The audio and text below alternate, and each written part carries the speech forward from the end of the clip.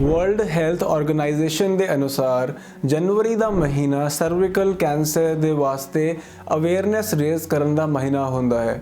WHO ਨੇ ਆਪਣੇ Instagram page ਤੇ ਜਨਵਰੀ ਮਹੀਨੇ ਵਿੱਚ ਬਹੁਤ ਜ਼ਿਆਦਾ ਪ੍ਰੋਮੋਸ਼ਨ ਕੀਤਾ HPV ਵੈਕਸੀਨ ਦਾ ਔਰ ਸਰਵਿਕਲ ਕੈਂਸਰ ਨੂੰ ਪ੍ਰੀਵੈਂਟ ਕਰਨ ਵਾਸਤੇ ਸਟੈਪਸ ਦੱਸਣ ਦਾ। तो उन्होंने की लिखा है, all girls should get at least 2 doses of the HPV vaccine to prevent cervical cancer later in life। यानी हर कुड़ी नू 2 वैक्सीन दी डोज़ां लगाणियां चाहिदियां ने so that ਉਹ ਸਰਵਿਕਲ ਕੈਂਸਰ ਨੂੰ ਪ੍ਰੀਵੈਂਟ ਕਰ ਸਕੇ। ਔਰ ਇਸੇ ਤਰ੍ਹਾਂ ਉਹ ਕਹਿੰਦੇ ਨੇ the HPV vaccine is safe, effective and protects against cervical cancer. तो यानी कि उन्होंने कहने का भाव है कि सर्विकल कैंसर तुहानू ना हो जाए इस करके तुसी HPV की वैक्सीन लगवाओ। तो कई लोग मैंने सवाल पूछते हैं कि सानू HPV का टीका लगवाना चाहिए है कि नहीं लगवाना चाहिए।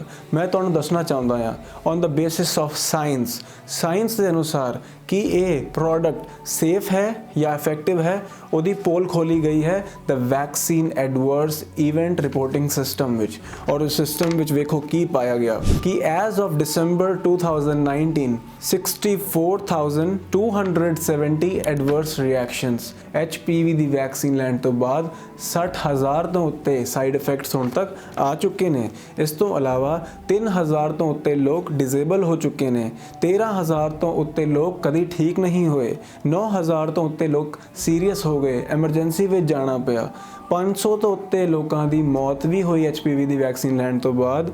ਔਰ ਸਭ ਤੋਂ ਹੈਰਾਨੀ ਦੀ ਗੱਲ ਹੈ ਜਿਸ ਬਿਮਾਰੀ ਤੋਂ ਬਚਾਉਣ ਵਾਸਤੇ ਟੀਕਾ ਲਗਾਇਆ ਜਾ ਰਿਹਾ ਸੀਗਾ cervical cancer 186 cases cervical cancer ਦੇ ਵੀ ਆਏ ਟੀਕੇ ਲਾਉਣ ਤੋਂ ਬਾਅਦ।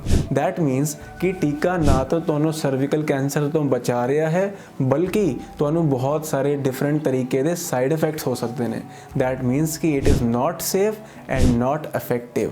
ਹੁਣ ਤੁਸੀਂ ਪੁੱਛੋਗੇ ਕਿ ਅਗਰ ਇਹ ਸੇਫ ਨਹੀਂ ਹੈ, ਇਫੈਕਟਿਵ ਨਹੀਂ ਹੈ ਤੇ WHO ਇਹਨੂੰ ਪ੍ਰੋਮੋਟ ਕਿਉਂ ਕਰ ਰਿਹਾ ਹੈ? WHO ਜਨਵਰੀ ਵਿੱਚ ਆਪਣੀ ਵੀਡੀਓਜ਼ ਔਰ ਆਪਣੇ ਪੋਸਟ ਵਿੱਚ ਇਹ ਕਿਉਂ ਕਹਿ ਰਿਹਾ ਹੈ it is safe and effective?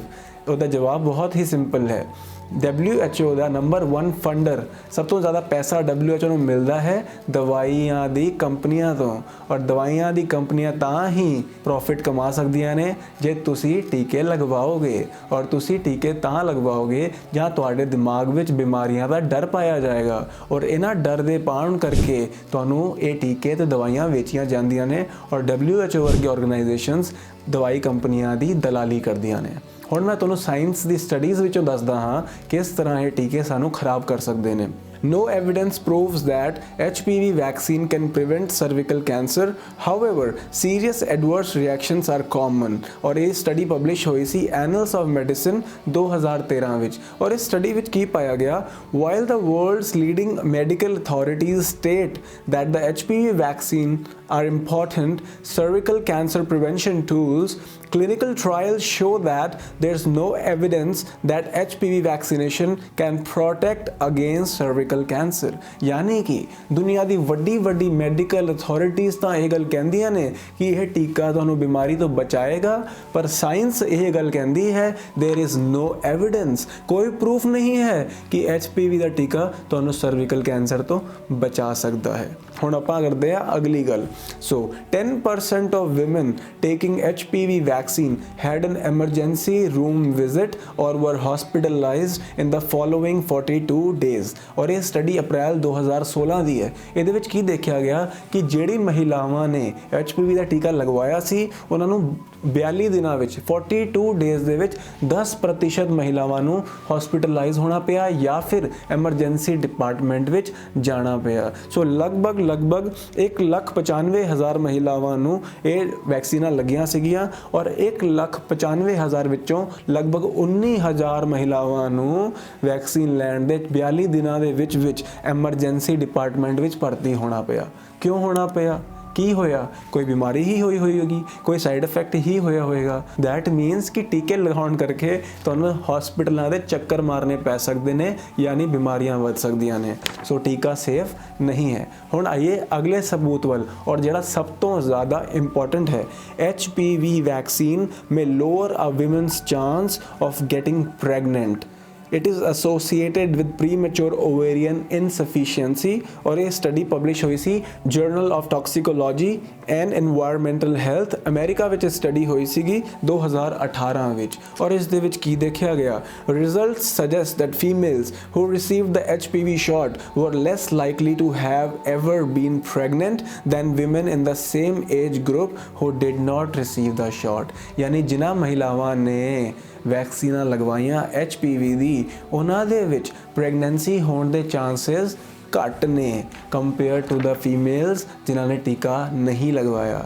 ਸੋ ਇਹ ਦਵਾਈ, ਇਹ ਟੀਕਾ ਤੁਹਾਨੂੰ ਕੈਂਸਰ ਤੋਂ ਨਹੀਂ ਬਚਾ ਰਿਹਾ, ਬਲਕਿ ਤੁਹਾਨੂੰ ਇਨਫਰਟਾਈਲ ਯਾਨੀ ਬਾਂਝ ਬਣਾ ਸਕਦਾ ਹੈ। ਇਹ ਵੀ ਇਹਦਾ ਸਾਈਡ ਇਫੈਕਟ ਹੈਗਾ। ਸੋ ਹੁਣ ਮੈਂ ਤੁਹਾਨੂੰ ਇਹੀ ਕਹਿਣਾ ਚਾਹੁੰਦਾ ਹਾਂ, ਤੁਹਾਡੇ ਅੱਗੇ ਮੈਂ ਸਾਇੰਸ ਰੱਖੀ ਹੈ ਜਿਹੜੀ ਸ਼ਾਇਦ ਤੁਹਾਨੂੰ ਕੋਈ ਵੀ ਮੈਡੀਕਲ ਅਥਾਰਟੀਜ਼ ਨਾ ਦੱਸਣ, ਕਿਉਂਕਿ ਉਹਨਾਂ ਨੂੰ ਦਵਾਈ ਕੰਪਨੀਆਂ ਤੋਂ ਪੈਸਾ ਮਿਲਦਾ ਹੈ। ਪਰ ਹੁਣ ਤੁਹਾਡੇ ਕੋਲ ਇਹ ਡੇਟਾ ਹੈ, ਇਹ ਰਿਸਰਚ ਹੈ, ਇਹ ਸਾਇੰਸ ਹੈ। ਤੁਹਾਨੂੰ ਆਪਣੇ ਡਿਸੀਜਨ ਆਪ ਲੈਣੀ ਹੈ। ਮੈਂ ਤੁਹਾਨੂੰ ਨਹੀਂ ਕਹਾਂਗਾ ਕਿ ਤੁਸੀਂ ਟੀਕਾ ਮਤ ਲਗਵਾਓ, ਮੈਂ ਤੁਹਾਨੂੰ ਨਹੀਂ ਕਹਾਂਗਾ ਕਿ ਤੁਸੀਂ ਟੀਕਾ ਲਗਵਾਓ। ਮੈਂ ਤੁਹਾਨੂੰ ਕਹਾਂਗਾ ਤੁਸੀਂ ਆਪਣੀਆਂ ਅੱਖਾਂ ਖੋਲ੍ਹ ਕੇ ਆਪ ਹੀ ਰਿਸਰਚ ਕਰੋ, ਆਪਣੀ ਜਾਣਕਾਰੀ ਖੁਦ ਲਵੋ ਔਰ ਆਪਣੀ ਸਿਹਤ ਦੀ ਦੇਖਭਾਲ ਆਪ ਕਰੋ। ਕਿਉਂਕਿ ਸਾਈਡ ਇਫੈਕਟ ਅਗਰ ਹੋ ਗਿਆ ਤੇ ਸਰਕਾਰ ਕਹੇਗੀ ਬਈ ਉਹ ਤਾਂ ਤੁਹਾਡੀ ਚੋਇਸ ਸੀਗੀ, ਤੁਸੀਂ ਆਪਣੀ ਮਰਜ਼ੀ ਨਾਲ ਲਗਵਾਇਆ, ਅਸੀਂ ਤਾਂ ਨਹੀਂ ਕਿਹਾ ਸੀ ਲਗਵਾਉਣ ਵਾਸਤੇ। So you have to take your decision. ਔਰ ਇਸ ਡਿਸੀਜਨ ਮੇਕਿੰਗ ਨੂੰ ਸੌਖਾ ਕਰਨ ਵਾਸਤੇ ਤੁਸੀਂ ਪੁਸਤਕ ਪੜ੍ਹ ਸਕਦੇ ਹੋ ਜਿਹਦਾ ਨਾਮ ਹੈ ਦ ਵੈਕਸੀਨ ਕ੍ਰਾਈਮ ਰਿਪੋਰਟ। ਔਰ ਇਸ ਬੁੱਕ ਦੇ ਵਿੱਚ ਸਿਰਫ HPV ਵੈਕਸੀਨ ਨਹੀਂ, ਜਿੰਨੀਆਂ ਵੀ ਵੈਕਸੀਨ ਲਗਾਈਆਂ ਜਾਂਦੀਆਂ ਨੇ ਉਹਨਾਂ ਦੇ ਅੰਦਰ ਕੀ ਕੀ ਪੈਂਦਾ ਹੈ, ਉਹਨਾਂ ਨਾਲ ਕੀ ਕੀ ਸਾਈਡ ਇਫੈਕਟ ਹੋ ਸਕਦਾ ਹੈ, ਜਾਂ ਉਹਨਾਂ ਦਾ ਕੋਈ ਫਾਇਦਾ ਹੁੰਦਾ ਹੈ ਜਾਂ ਨਹੀਂ ਹੁੰਦਾ, ਇਹ ਸਾਰਾ ਡਿਟੇਲ ਵਿੱਚ ਸਮਝਾਇਆ ਗਿਆ ਹੈ। ਔਰ ਇਸੇ ਲਈ ਇਹ ਪੁਸਤਕ ਇਸ ਟਾਈਮ ਅਮੇਜ਼ਨ ਤੇ ਨੰਬਰ 1 ਤੇ ਚੱਲ ਰਹੀ ਹੈ। So I hope you will take benefit of this book and ਤੁਸੀਂ ਆਪ ਵੀ ਪੜ੍ਹੋਗੇ ਤੇ ਹੋਰਾਂ ਨੂੰ ਵੀ ਪੜ੍ਹਾਓਗੇ, ਕਿਉਂਕਿ this is our responsibility to wake up the masses and make them ready to save their children. Thank you so much. Waheguru ji ਕਾ ਖਾਲਸਾ, ਵਾਹਿਗੁਰੂ ਜੀ ਕੀ ਫਤਿਹ।